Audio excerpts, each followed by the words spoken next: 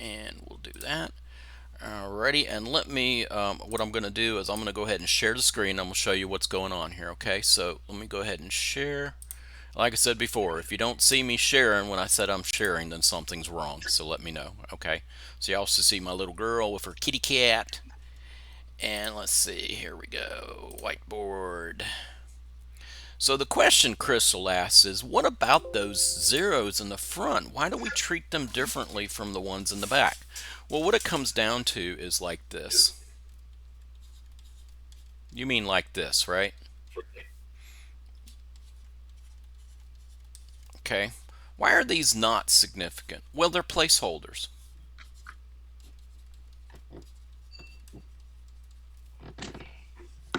They show how big or how small.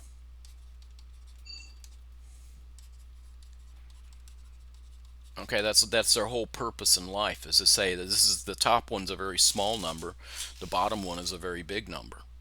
Okay, and so if you're measuring like out here, let's say this is 1 centimeter and this is 0.5, and then you're measuring out to here as well, right? Then if you're measuring out to here, right over here, it would be 0.001 and probably 6. Well, did you measure these 3 zeros here? No, you didn't. I mean, you were down here. It wasn't 1, so you definitely had a 1. It wasn't at least 0.1, which would be right here, 0.1. It was definitely greater than 0.001. Now maybe that should be a 0.00. Let me put this here. There we go. And it's definitely greater than, it's not even 0.001, it's 0.00. You see what I'm saying? You don't measure those leading zeros. There's placeholders to tell you that this is really small, very small. And the same thing here. This is just telling you it's very big. So if we're measuring from the sun to the earth, you know, the best we can do is say, how many miles is that? That's what, 15 million miles, something like that. I forget. It's a lot of miles. It's a lot of miles. And so, generally speaking, you'd only go like 15 so many. All right. What are these? Well, you didn't measure those zeros. They're just telling you it's a really big distance. So these come down to being placeholders. Now, if it's like 1.0041, well, these aren't placeholder zeros anymore, are they? They just happen to land on 0. Just like stepping on the scale in the morning, I could have been 188.0 instead of 188.6. That's a measured 0. That's not measured over here. That's not measured. That's not measured. So that's why they don't count. It's because they're not measured. Remember what I said? When we have significant figures, what makes something significant is if it's measured. If you didn't measure it, it's not significant. If you did, then it is significant. Now we can look at things and say, well, if it's trailing 0 without a decimal, put a decimal in there, now it's considered measured. You leave the decimal off, it's not considered measured. Leading is never significant because you never measure leading zeros. They're just there to tell you that it's small, because they're never measured. Leading. Trailing, they can be measured. You could land on 0, or it could be you didn't measure it at all, in which case further information is needed, like a decimal. Okay, does that answer your question there, Crystal? Maybe, sorta. Yes, sir. Oh, okay, all right. All right, so let's move on. Now, here comes the fun part. Well, fun for me is different from y'all, I'm sure, but for me it's fun. All right, and we have something called dimensional analysis. The bottom line is that 95%, well, maybe 85% of what you're going to do in Chemistry 151 will ultimately be dimensional analysis. They will have different names, but they're always the same problem. Believe me, once you figure out that everything is dimensional analysis, you will say, Mr. Pierce, I'm ready, just hand me my A. Once you figure out dimensional analysis. And really, it comes down to that. And so, how does it work? It's like this. Everything's a big fraction. When we have dimensional analysis,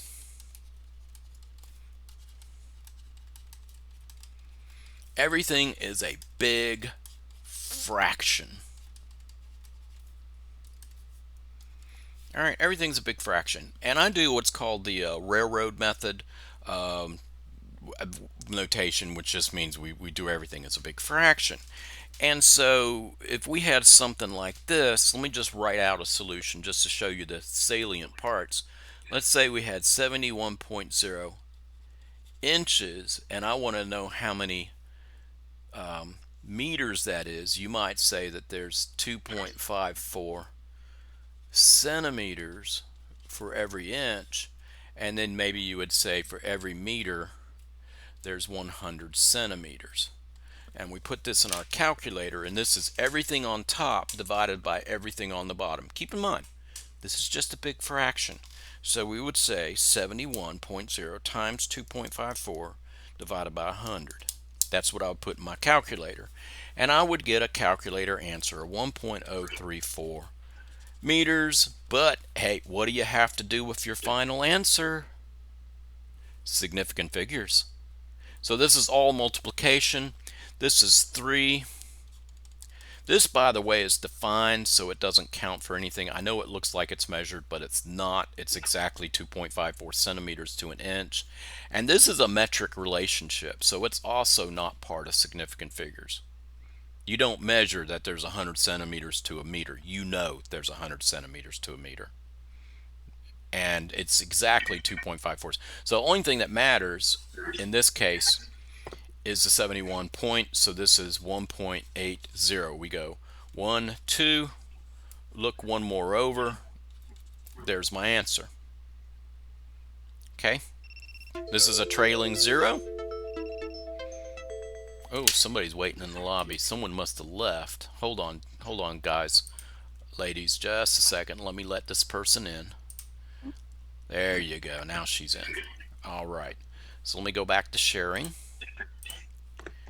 And we're gonna keep sharing. There we go. Okay, now there's some pieces to this. I just gave you the final result, but here's the pieces. First off, it's a big fraction, which means anytime we have something over something, we're dividing, right? So let me ask you this question. If I had 7 over 7, what does that equal? It's 1. You don't need your calculator. 7 over 7 is 1. All right, and so if I said 3.6 over 3.6, what would you say? You would also say 1, right? But what if I was to say a centimeter over a centimeter? It's still 1. It doesn't matter if it's a number or a symbol or a prefix or anything. If it's the same thing over the same thing, it's 1. And so if I was to say 3.0 centimeters over 3.0 centimeters, guess what? That's 1.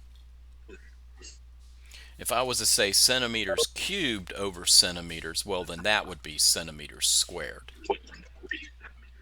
All right, they wouldn't cancel. They're not exactly the same thing. So, the one, your rules for exponents with division. The 1 from the 3 gives you the 2. Okay, so, we're not going to worry about that. But with this dimensional analysis, what do we see here? I see units. Okay, I see units. And you can see right here. See, inches cancels with inches. That becomes 1. Centimeters cancels with centimeters, becomes 1. And so the only unit that's left over at the end is meters, and sure enough, and that's not supposed to be centimeters. And we have meters, there it is, see? We have meters, so we have meters left over at the very end. And so 71.0 inches, how tall someone is, would be 1.80 meters. Okay? So this is how they look. Now, some important features here. First off, besides canceling units, the first number is always your measured number. you always start with, and I'm going to put this in red, always start with measured number.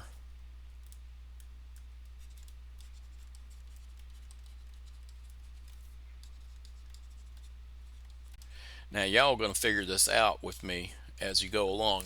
A lot of times when I put things in red is because I do not want you to be that person.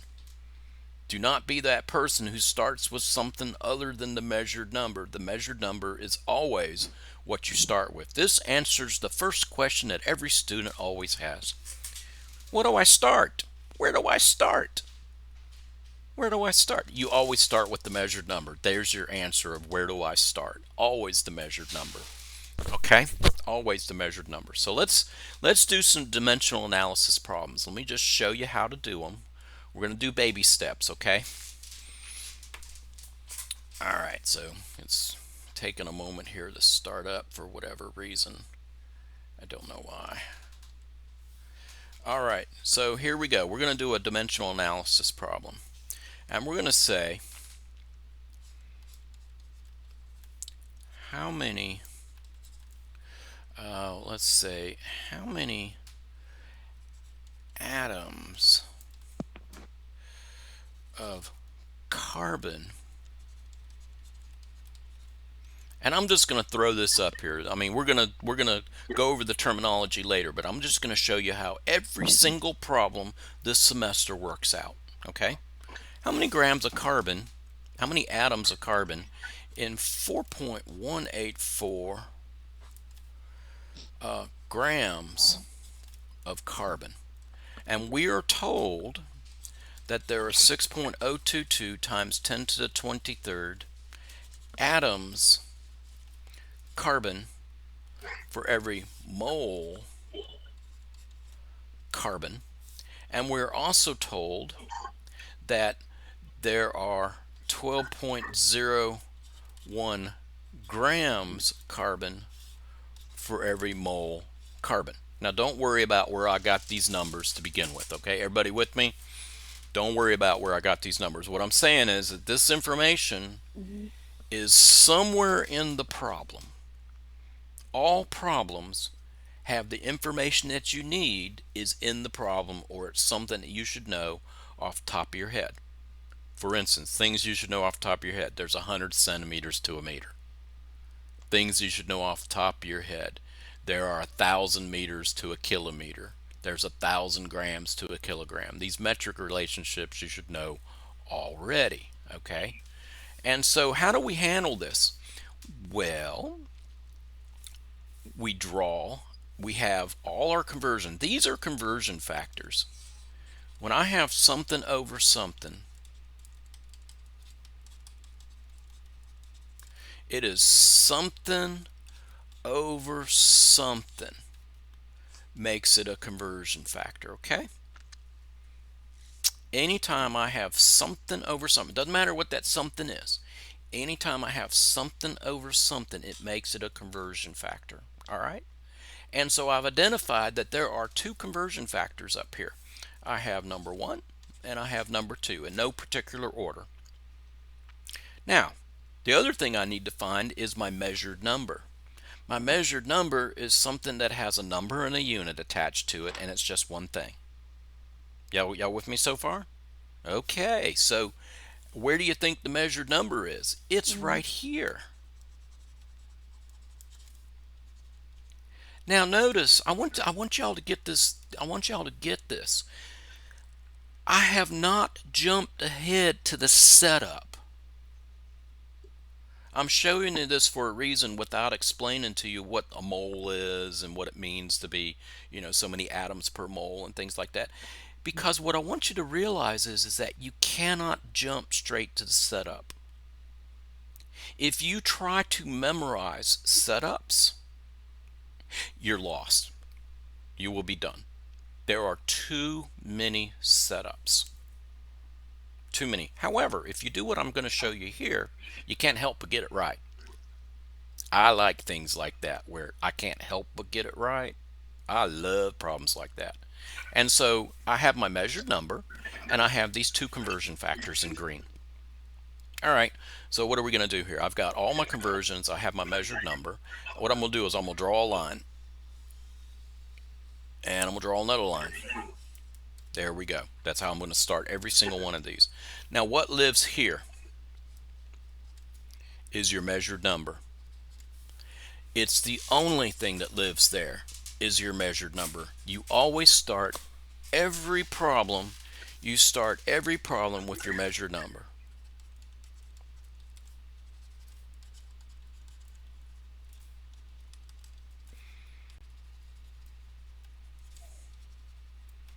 All right, now I may be it may be sound like I'm belaboring this, but it is really important that we get this right to begin with. Every problem starts with your measured number. So what's my measured number? Well, it's 4.184 gram carbon. And notice I have labeled these guys. I have a label for everything. Label these things. Okay. Now, why am I labeling it? Because I need to be able to cancel. Now, here's the fun part. I've already figured out what my conversion factors are, right? I got 6.022 times 10 to the 23rd atoms of carbon for every mole carbon. I have 12.01 grams carbon for every mole carbon. I have these conversion factors, green number 1, green number 2, right? So which one am I going to use next? And the answer is I look right here. Let me make sure I got the right color here. Here's a blue. And what I do is I look right here. Let me move it over just a hair to give myself some room. I look right here. Here's where I look. Y'all see where I'm looking? Right where that blue box is. I need to match units. Now, where do I see grams carbon? Whoa, right here, don't I? Look at that. So it needs to go there. So what I'm going to say is 12.01 grams carbon. Guess what? Grams carbon cancels. You see that? Now, there's another piece of this. Let's not forget the other part, which is the moles carbon. All right? I actually flipped it over. Green number 2, do y'all see that? I flipped it over.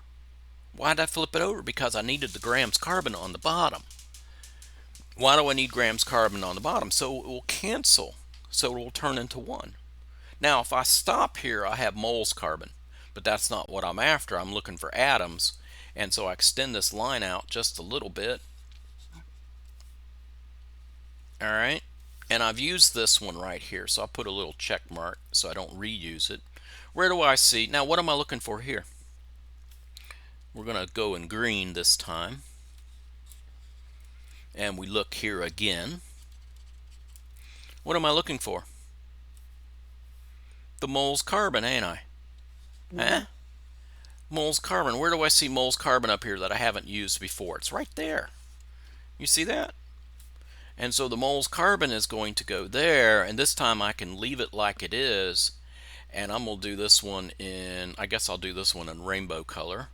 And so that would be 6.022 times 10 to the 23rd atoms for every mole carbon.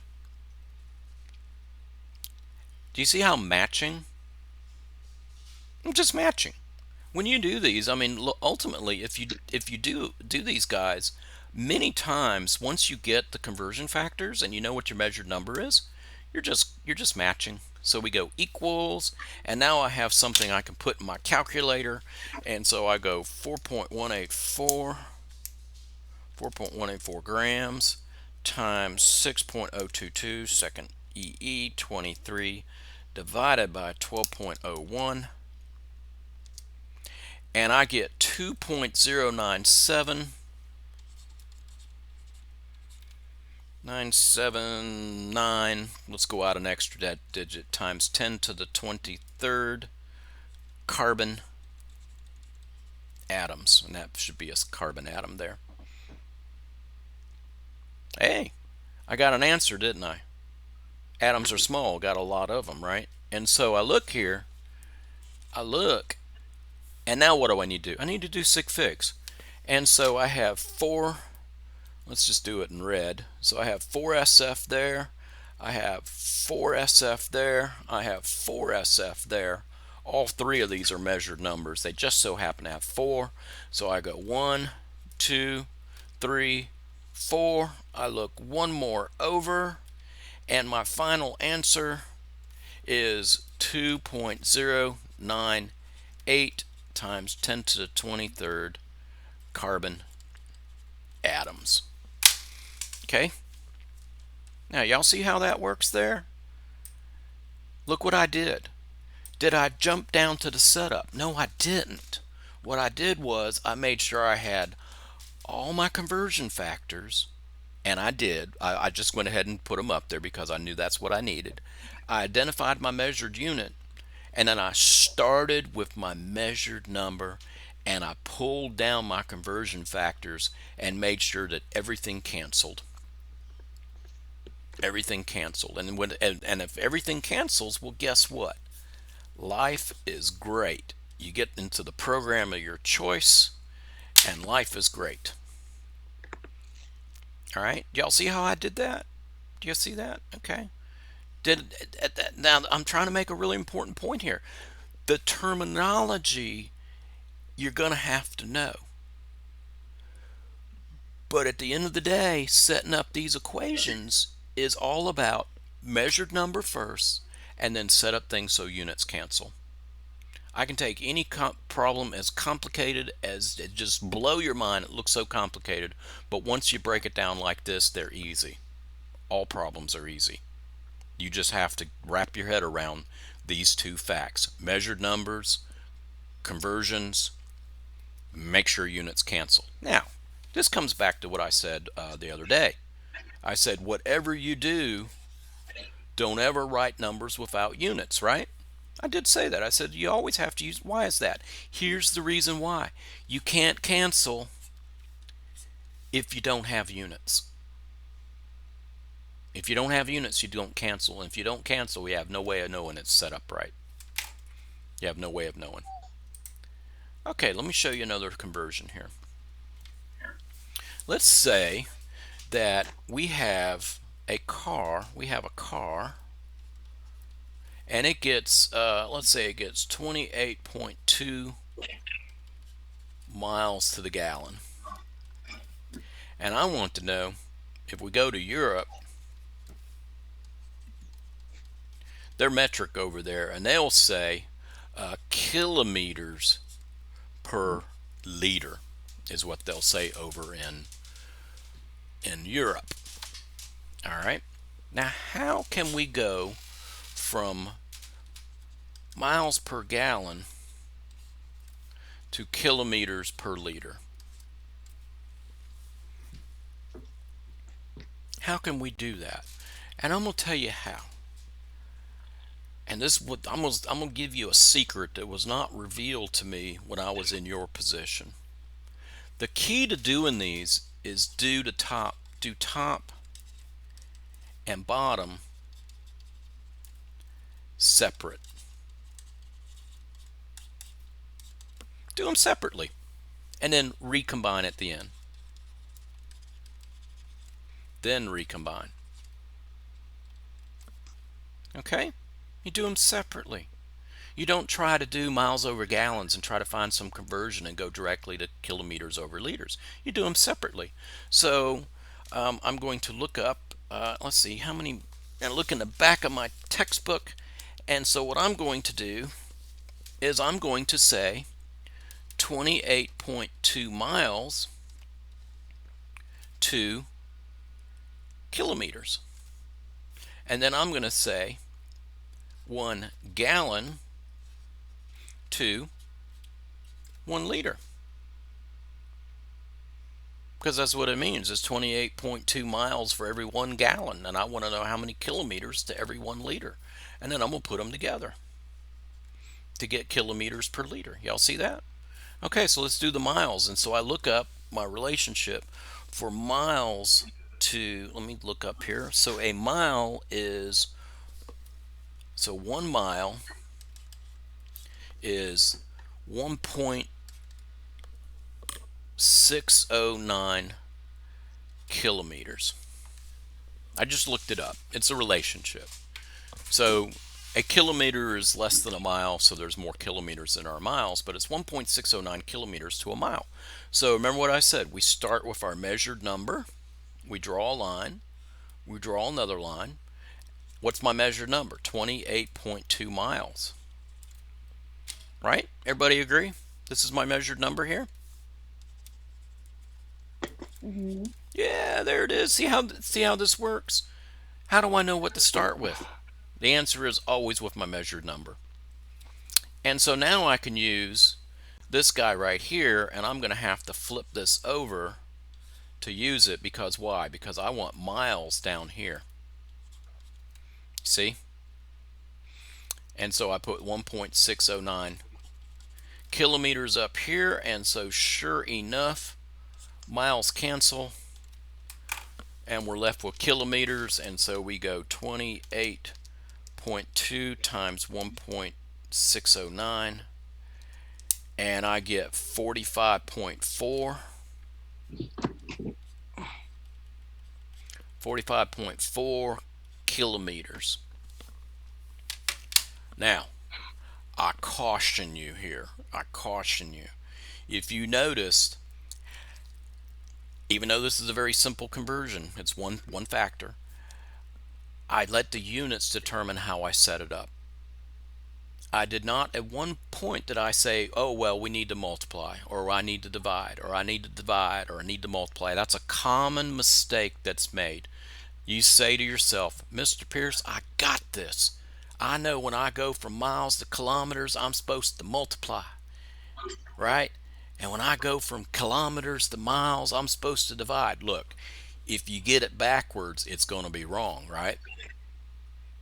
But if you set it up so units cancel, miles cancel with miles cancels, you can never go wrong, right? If you cancel units, you can never go wrong. I'm telling you that. I'm trying to save you. I'm trying to save you, okay? So, we do that. Now I have what? I have the kilometers. Okay. Now I look up how many liters are to a gallon, and I say it's 1.06.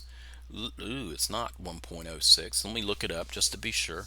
So a gallon, let's see, volume, a gallon is 3.79 liters. And I looked it up. Conversion factors you always either look up or they're given to you. Okay, it's not these English measurements, these English conversions, you don't have to memorize these. You just need to be able to look them up, all right? Okay, and so we're going to do the same thing here. I'm going to draw a line, draw a line. What's my measured number this time? It's the gallons. It's 1 gallon. So we say 1 gallon. And I need to flippy floppy this as well. It just so happens that I have to reverse it. And so I go 3.79 liters for every 1 gallon. And that'll give me my liters. And I don't have to use my calculator for that. I almost used my calculator because 1.379 times 1 is 3.79. Okay, now what? What am I looking for? Never lose sight of what you're looking for. Kilometers over liters, right? So I take these two numbers, divide them, because that's what it tells me to do over here, right? And we're done. All we got to do is put up my calculator. So I go 45.4 divided by 3.79, and I get 11.978. 11.978 kilometers per liter. And with sig figs, what do we got here with sig figs? We've got 3 sig figs, what we started out with. Everything else was exact, or a conversion factor of like 4 sig figs. Okay, so we had plenty of sig figs all over the place, and so our answer should be 3. So we go 1, 2, 3. We look one more over, we round up, and so that is 12.0 kilometers per liter. And there you go, we're done. Okay, so what's the upshot of this? When you have something over something going to something over something, you don't try to do both at the same time. You do one, then you do the other, and then you divide. Then you divide.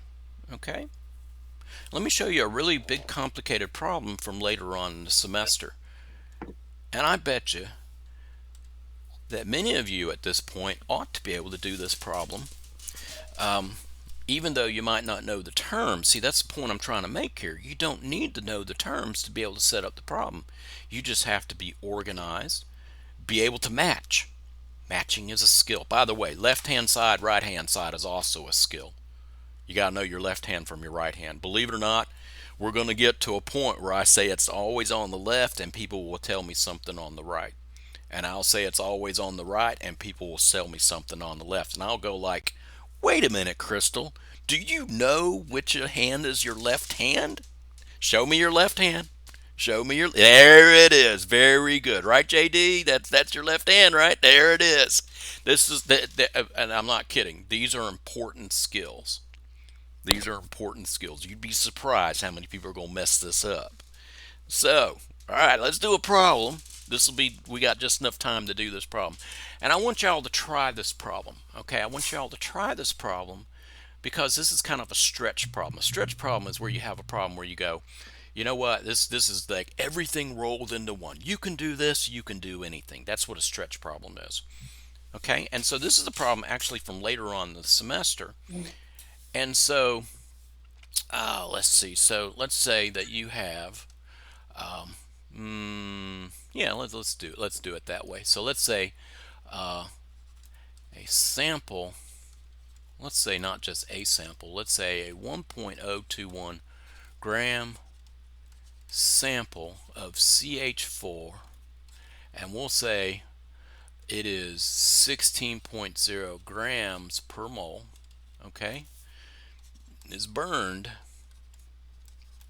in a calorimeter, and the constant, the constant is, let's say 4.18 kilojoules per degree Celsius, and you see a change in temperature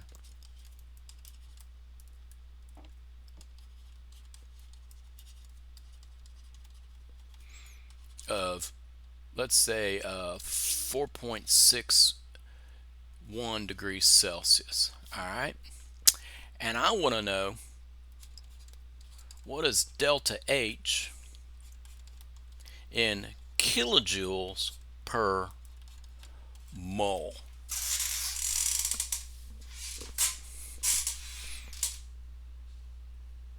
Okay, so I have these mystical numbers up here that you may or may not. And by the way, I never assume that anyone's ever had any chemistry ever anywhere. And also that if you even had chemistry in high school, they probably taught you wrong. Trust me, I get all sorts of things. Okay, so we have this problem here. I got a 1.021 gram sample of CH4, otherwise known as methane, and I'm told that we have this quantity of 16.0 grams over something called a mole. And we burn it in a calorimeter, and the calorimeter constant is 4.184 kilojoules per degree Celsius, and we get a change in temperature. A calorimeter has water in there, and the water changes in temperature. All we know for sure is that the water changes in temperature by 4.61 degrees Celsius. And I want to know this quantity, kilojoules over moles. Now remember what I said, anytime you have something over something, what do you have to do? You do each one separately, don't you? Okay, and so now I have, and this is what I'm looking for. This is how you do these problems. I look here and I see, I see kilojoules. Where do I see kilojoules in this entire problem? I see them right here. Look at that. You see that?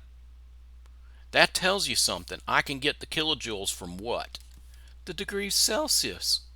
It's a conversion. It's a conversion to go from degrees Celsius to kilojoules. So I can actually say What's my change in temperature?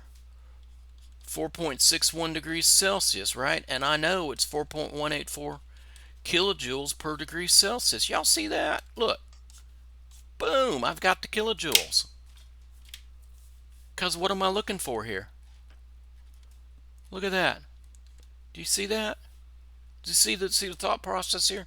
I'm just looking. So I take this and I put this in my calculator and I go 4.61 times 4.18 and I get so many kilojoules.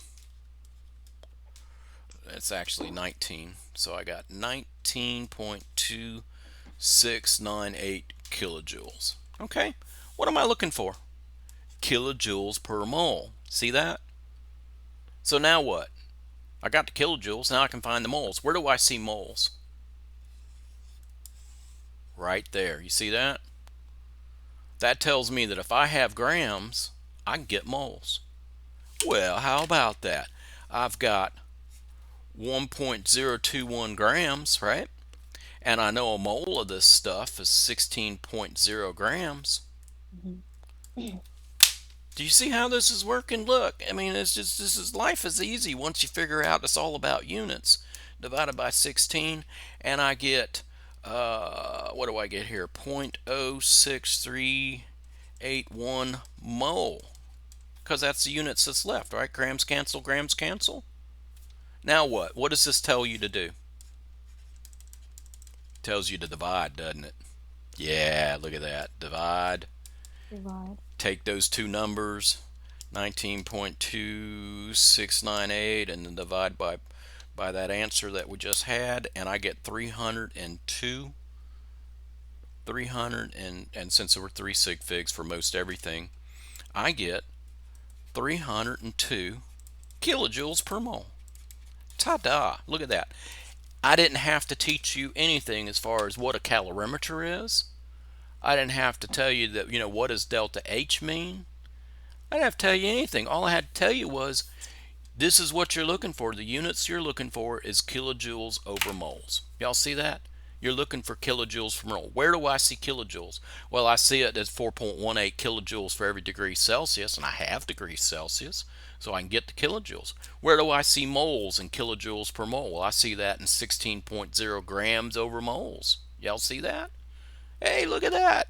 I can get kilojoules, I can get moles, and then what I'm looking for is to take those two numbers and divide them. Boom, there you go. You got your answer. This is week 6 or week 5 or whatever. This is what you have to do.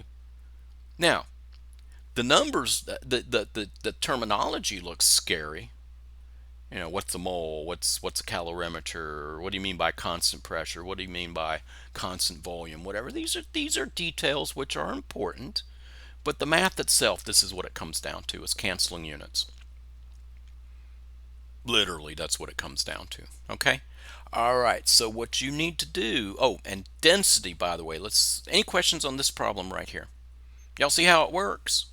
You don't need to know the details. All you have to do is be able to match and cancel. All right, now in this chapter we're going to finish up here. We have something called density. Density is mass per volume. Usually it's grams per milliliter or grams per cubic centimeter. Means the same exact thing. Now what did we say? That when we had something over something, what do we call that? This is density, but it's a conversion factor. It's a conversion factor. So you can use density like a conversion factor. If I have so many milliliters, I can tell you how many grams I got. If I have so many grams, I can tell you how many milliliters I have. It's the same thing. We just give it a special name. We call it density. So let's say you're doing your problem and you want to find density. Let's say we're doing lab 1 and you find out that it's 1.028 grams of, what was this stuff? Glycerin, I think. No, actually it was antifreeze. And your container, your pipette was not 10 milliliters, it was 10.00 milliliters, by the way. And so we put this in our calculator. What do we get? We get, and by the way, move this decimal over. This should be 10.2. Let's do that right there. Okay, let's change it up. That's the miracles of using a sketchy pad. I can just erase. So you have that, and you put that in your calculator. What do you get? You get 102.85 grams per milliliter, right? And now we have to do sig figs. This is 4 sig figs here. This is 5 sig figs here. What should our answer be? It's division. It should be 4 sig figs. So our answer should be 1.029 grams per milliliter, because this is 1, 2, 3, 4. Look one more over, rounded up. Okay, that's how you find the density. The important part that you have to remember for the lab that you're doing, lab 1, all right, you got to remember that's 4 sig figs. That's not 2. Those are trailing zeros with a decimal, okay? Trailing zeros with a decimal. And so all the zeros count. So keep that in mind. If I see 10.285 grams divided by 10, I'm going to have a stroke. So don't do that, all right? All right, so any questions before we call it a day? Go ahead and ask. Ask away. So it should be recording, at least I hope so. Yeah.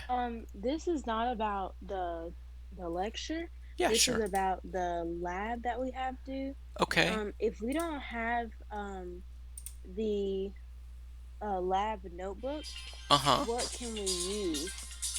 You can use regular old notebook paper. Okay, so just measure like notebook paper or like Well, a you can write it notebook or up in something. notebook paper, but look, when you have the lab, the lab itself gives you all the stuff you're supposed to measure. Is that what you're asking? What do I need to measure? Yes, because I know Okay, when well it says let me show you procedure. this. Okay, because this is Okay. important. All right, let me show you. All right, so let's go ahead and y'all should be able to see me sharing the screen. I hope so. Can everybody see my screen sharing? Yes. Okay, good. All right, let me show you what's going on here. All right, now with Hmm. these labs, because they're online, you will have all the information you need. Will be either in the lab or it will be just prior. So we go to that's not the right class. All right, let's see. Hold on. Here it is, and it'll pull up in just a second. All right, so we got laboratory resources, right? There's lab one. Hmm. That's right here. There it is. Here's the lab. Look familiar? Yes, it does. All right, and so we go on down. All this stuff is telling you how to do it. And we go on down, go on down, go on down, go on down, go on down, go on down. All this is telling you how to do it, how to do measurements, which I did in class. And then we see procedure. You see procedure? Hmm. Everything for procedure on down, what you're supposed to do. So it says the ruler. And it says measure the length and width. Well, here you go. It says in inches. You see that picture? Hmm. Well, there's your measurement for the length. It's 11 point something. To me, my eye tells me it's a little over 11 inches. Maybe it's 11.1. And I look Hmm. down here, and here's your other measurement for the width. And it looks like it's not quite 8.5, maybe it's 8.4 inches. Okay, I Yeah, you see see it that? And now. then it Okay. says do the same thing in centimeters. Hmm. Remember I showed you that ruler? And that's Yes. 27.9 something. It's not 28 because it's not quite 28. So that's like Hmm. 27.99 or 27.98 for that Hmm. one. And maybe this is for the second for the width. It's like 21 point, what is that, 6.5 maybe or 6.4? 21.64. You see what I'm saying? So Yes. It just it for all these labs, the stuff you're going to measure is going to be in there. All right.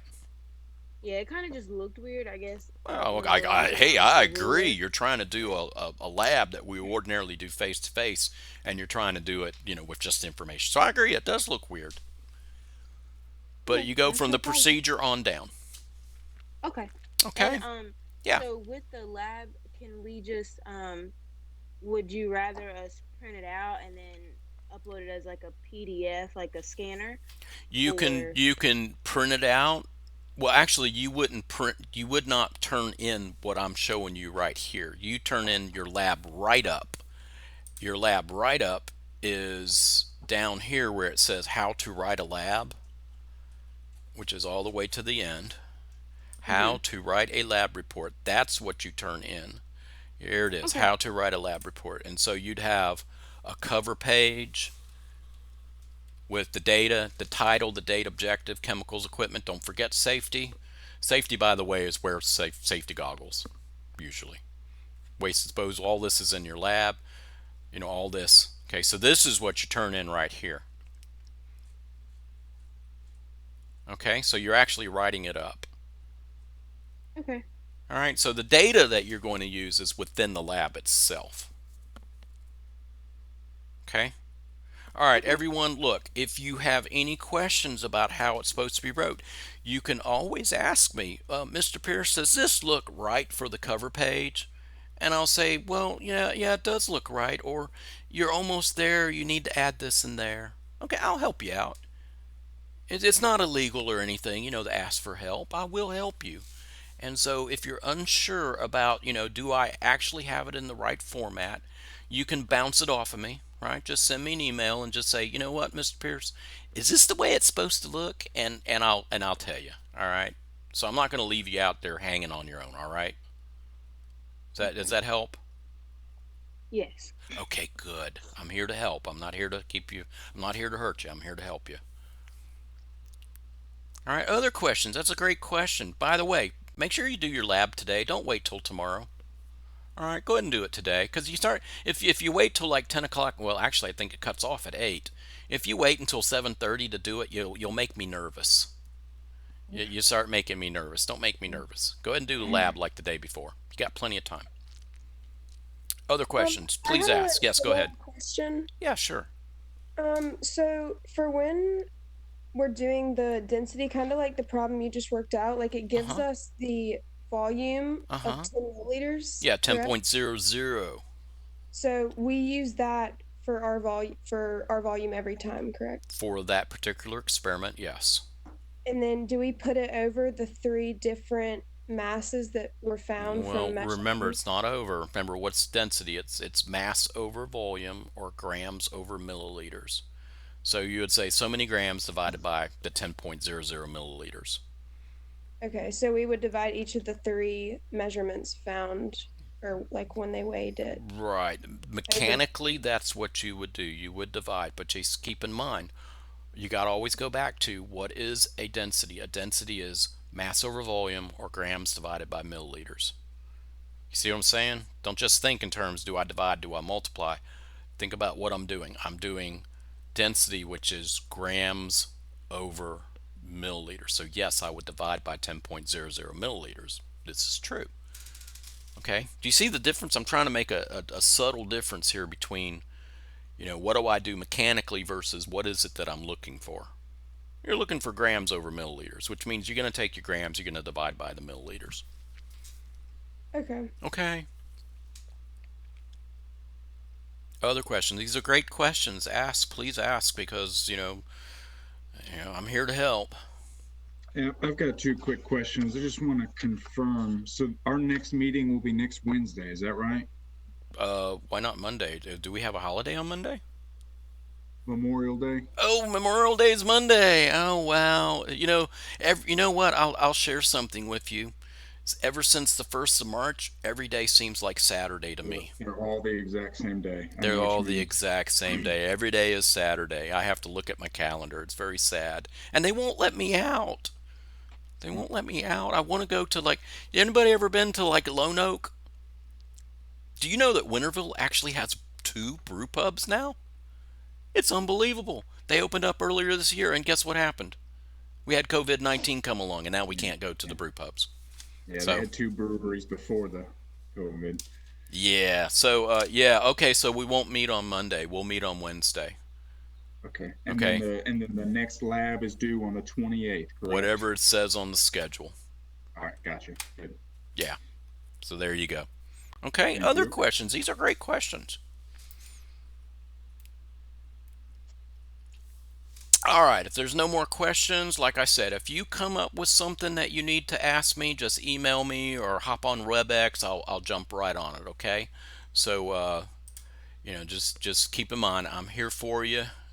You just need to get in there and just ask, okay? Don't ever be afraid to ask. I won't yell at you well, I won't yell at you right away. I might yell at you later, but not just yet. Okay.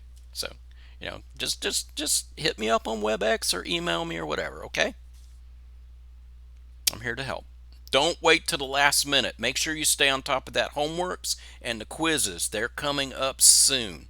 So don't let those slide by. Zeros will mess up your grade, okay? And they're completely avoidable.